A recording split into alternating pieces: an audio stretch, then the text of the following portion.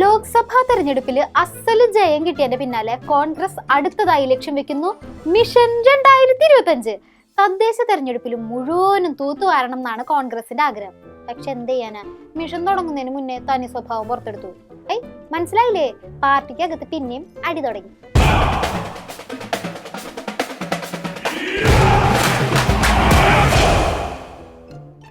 സുധാകരൻജിക്കും സതീശേട്ടനും എപ്പോഴും സ്നേഹത്തോടെ ഇരുന്നിട്ടുണ്ടെങ്കിൽ ഒരു ത്രില്ലില്ലെന്ന് തോന്നുന്നു. ഇടയ്ക്കിടയ്ക്ക് അടിയാവണം, അപ്പോഴാണ് പാർട്ടിക്ക് ഒരു ഉഷാറൊക്കെ ഉണ്ടാവാന്നാണ് അവരുടെ തിയറി. കഴിഞ്ഞ ദിവസം സുധാകരൻജിയുടെ നേതൃത്വത്തിൽ KPCC യോഗം ചേർന്നു. ആ യോഗത്തിൽ നമ്മുടെ സതീശേട്ടനെതിരെ ഭയങ്കര വിമർശനമായിരുന്നു. സതീശേട്ടനെ ഇരുത്തിക്കൊണ്ടാണ് വിമർശനം എന്ന് വെച്ചാൽ പോട്ടെ നയിക്കാം.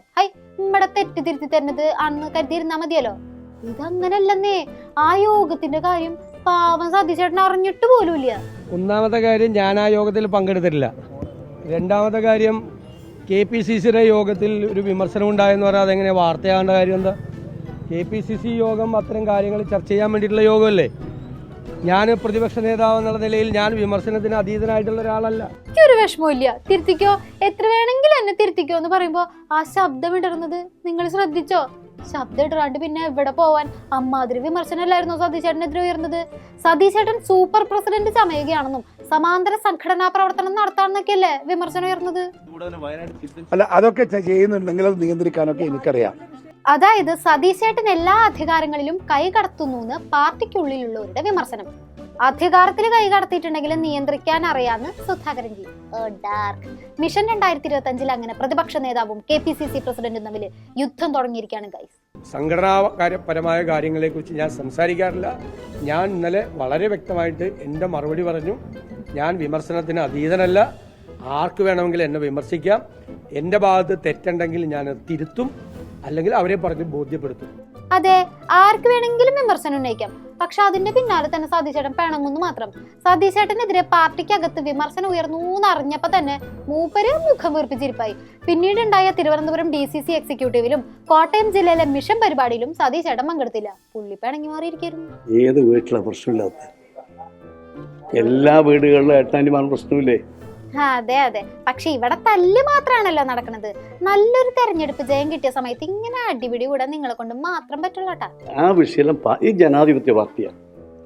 ഇതിൻ്റെ അകത്ത് എല്ലാ കാലത്തും ഈ അഭിപ്രായ വ്യത്യാസങ്ങളും യോജിപ്പ് എല്ലാം ഉണ്ടായിട്ടുണ്ട്. ഇതും അതൊക്കെ തീരാവുന്ന വിഷയമുള്ളൂ. അതൊക്കെ ഒരു തർക്കത്തിന്റെ പ്രശ്നമില്ല. ജനാധിപത്യം കുറച്ച് കൂടുതലായോണ്ടാണെന്ന് തോന്നുന്നു. എപ്പോഴും തമ്മി തല്ലും പാരവെപ്പും ഇരുട്ടി വെളുക്കുമ്പോ DCC ഓഫീസിന്റെ മുന്നിൽ പോസ്റ്ററും അങ്ങനെ ഒരു പ്രത്യേക തരം ജനാധിപത്യമാണല്ലേ കോൺഗ്രസ് പാർട്ടിക്കുള്ളത്. തെറ്റുകൾ ചൂണ്ടിക്കാണിക്കാനാണ് പാർട്ടിയുടെ യോഗങ്ങളിൽ ചേരുന്നത്. അതിൽ തെറ്റുകൾ ചൂണ്ടിക്കാണിക്കും, തിരുത്തേണ്ടവർ തിരുത്തും. അപ്പോൾ അത് ഒരു കുറ്റമല്ല. പക്ഷേ ചില ആൾക്കാരൊക്കെയാണ് ഇതിൻ്റെ പേരിൽ ഇല്ലാത്ത കഥകൾ ഉണ്ടാക്കുന്ന ചില ആളുകളുണ്ട്. അത് അന്വേഷിച്ച് പാർട്ടി നേതൃത്വം കണ്ടുപിടിക്കുന്നതാണ് എൻ്റെ പ്രതീക്ഷ. അതാണ് ചോദ്യം. ഇല്ലാത്ത കഥകൾ ഇങ്ങനെ പരത്തുന്നത് ആര്?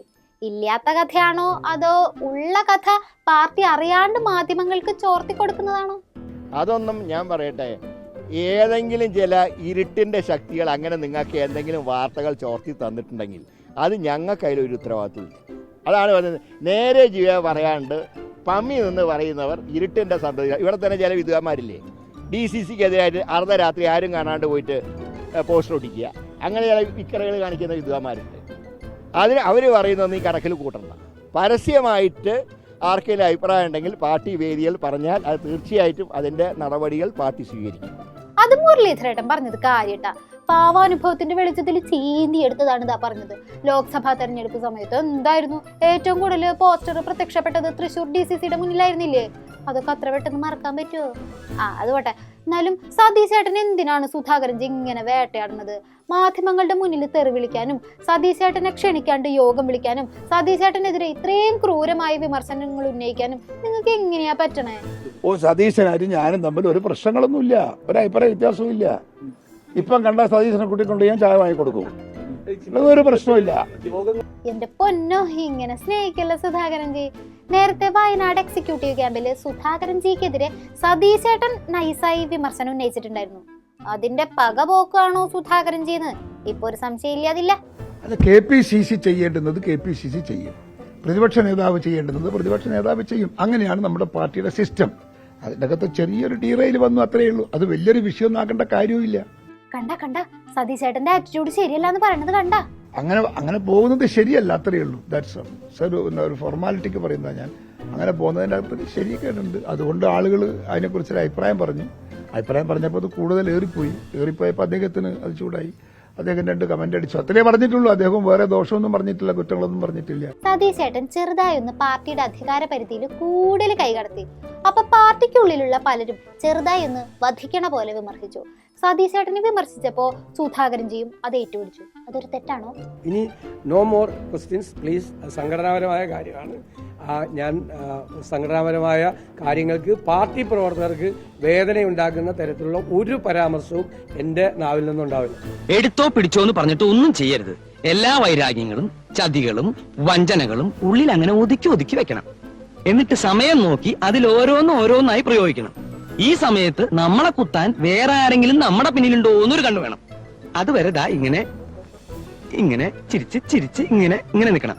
എന്നാലും പാർട്ടിയുടെ മൊയിലാളിമാർ എന്നെ ഇങ്ങനെ തല്ലുണ്ടാക്കാന്ന് പറഞ്ഞിട്ടുണ്ടെങ്കിൽ മോശമാണ് കേട്ടോ. നേതാക്കന്മാരില്ലാത്തൊരു പാർട്ടിയല്ലല്ലോ കോൺഗ്രസ്. നല്ല നേതൃസമ്പന്നമായ പാർട്ടിയാണ് കോൺഗ്രസ്. പിന്നെ ഒന്ന് കൈയൊന്ന് മുട്ടിയാൽ കർണാടകയിൽ നിന്ന് ആൾ വരും, കൈയൊന്ന് മുട്ടിയാൽ ആന്ധ്രയിൽ നിന്ന് ആൾ വരും, കൈയൊന്ന് മുട്ടിയാൽ ഡൽഹിയിൽ നിന്ന് ആൾ വരും. പിന്നെ നമുക്ക് എന്താ പ്രശ്നം? അതെ, നിങ്ങളുടെ ഈ അടിപിടി കാരണം ഹൈക്കമാൻഡിലുള്ളവർക്ക് എപ്പോഴും ഇങ്ങോട്ട് ഓടി വരാനല്ലേ നേരുള്ളൂ. സതീശൻ വിരുദ്ധ യോഗം ചേർന്നത് അങ്ങനെ ഹൈക്കമാൻഡ് അന്വേഷിക്കാൻ തീരുമാനിച്ചു. VD സതീശനെതിരെ വാർത്ത ചോർത്തിയവരെ കണ്ടുപിടിക്കാൻ ഹൈക്കമാൻഡ് അന്വേഷണത്തിന് ഉത്തരവിട്ടു. തിരുവഞ്ചൂർ രാധാകൃഷ്ണനാണ് അന്വേഷണ ചുമതല. ബെസ്റ്റ്. കുട്ടികളെ, ഗ്രൂപ്പ് ഉണ്ടാക്കുന്നത് തെറ്റാണെന്ന് മുൻ ഗ്രൂപ്പ് കിങ് തിരുവഞ്ചൂർ. അടിപൊളി. കേരളത്തിൽ കുറെ നാളായി മാതിരി അടി നടക്കണു.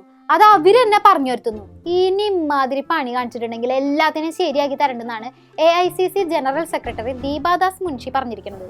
എന്തുപദേശിച്ചിട്ട് എന്താ കാര്യം?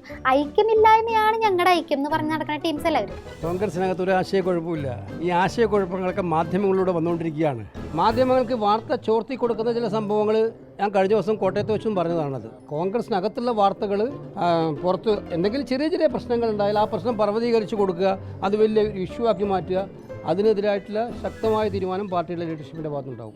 സുധാകരനും സതീശനും കേരളത്തിലെ കോൺഗ്രസിൻ്റെ ഏറ്റവും പ്രധാനപ്പെട്ട നേതാക്കളാണ്. അവരുടെയൊക്കെ രണ്ടുപേരുടെയും നല്ല കോൺട്രിബ്യൂഷൻ പാർട്ടിയുടെ വിജയത്തിലുണ്ടായിട്ടുണ്ട്. പാർട്ടി മുന്നോട്ട് കൊണ്ടുപോകുന്നതിൽ അവരെല്ലാവരും കഠിനാധ്വാനം ചെയ്യുന്നവരാണ്. അതായത് ഉത്തമ, പാർട്ടിക്കകത്തെ പ്രശ്നങ്ങൾ മാധ്യമങ്ങളിൽ എങ്ങനെയാ വന്നത്? കൃത്യമായിട്ടുള്ള ഒരു സോഴ്സ് ഇല്ലാണ്ട് മാധ്യമങ്ങളിൽ വാർത്ത വരില്ലല്ലോ. നിങ്ങളുടെ കൂടെ നിൽക്കുന്നവര് തന്നെ അത് ചോർത്തി തരുന്നതിനെ പറ്റി നമ്മൾ പറഞ്ഞത്. സതീശേട്ടൻ സുധാകരൻജിനെ അംഗീകരിക്കുന്നില്ല എന്നുള്ള വിമർശനമാണ് മാധ്യമങ്ങൾക്ക് ചോർന്നു കിട്ടിയത്. ഒന്നുമില്ല, ഒറ്റ വാക്കിൽ പറഞ്ഞിട്ടുണ്ടെങ്കിൽ ഈഗോ ക്ലാഷ്.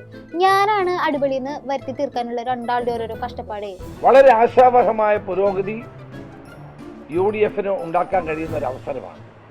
അപ്പം അതുകൊണ്ട് എൻ്റെ അഭിപ്രായം, എല്ലാവരും യോജിച്ച് നിന്നുകൊണ്ടുള്ളൊരു പ്രവർത്തനത്തിന് നേതൃത്വം കൊടുക്കണം. അഭിപ്രായ വ്യത്യാസങ്ങളുണ്ടെങ്കിൽ ചർച്ചകൾ ചെയ്ത് പരിഹരിക്കണം.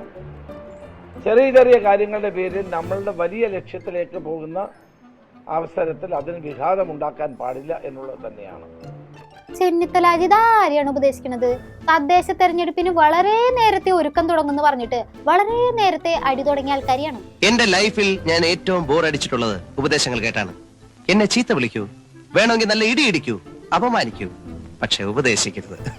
കോൺഗ്രസിന്റെ വഴിതെറ്റിയ മിഷൻ 2025 നേരെയാക്കാൻ ഹൈക്കമാൻഡ് ഇടപെട്ടത് എന്തായാലും ഫലം കണ്ടിട്ടുണ്ട്. സതീശ് ചേട്ടനെ അനുനയിപ്പിക്കുന്ന മിഷൻ സക്സസ്. ഇനിയുള്ള ക്യാമ്പുകളിൽ സതീശ് ചേട്ടൻ പങ്കെടുക്കും. കലഹത്തിന്റെ കാലം പെട്ടെന്ന് തന്നെ രണ്ടാളും പറഞ്ഞ് കോംപ്രമൈസ് ആക്കിയില്ലെങ്കിൽ പ്രതിപക്ഷ പാർട്ടി സ്ഥാനം ഞങ്ങൾ ആർക്കും വിട്ടുകൊടുക്കില്ല എന്നുള്ള ആറ്റിറ്റ്യൂഡാണ് കോൺഗ്രസിനെന്ന് നാട്ടുകാർ പറയും. എന്നാ ശരി, ബാക്കി വിശേഷങ്ങളുമായി ഇനി നാളെ കാണാം. നന്ദി, നമസ്കാരം.